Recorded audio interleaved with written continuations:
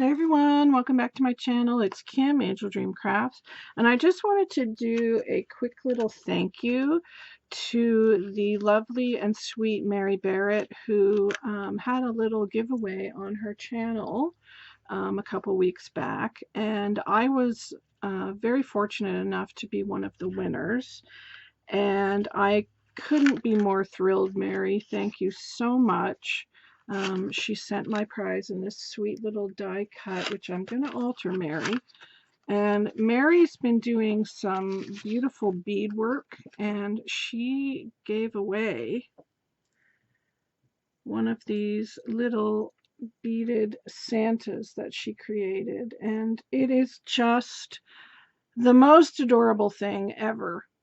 I mean, look at the beadwork on here. Mary, I could never do this. It's just beautiful. It's on a little,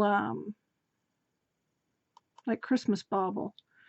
And, I mean, the beadwork on here is just amazing. I hope you can see that. I've zoomed in. Hopefully you'll be able to see it. And it's got a little hanger.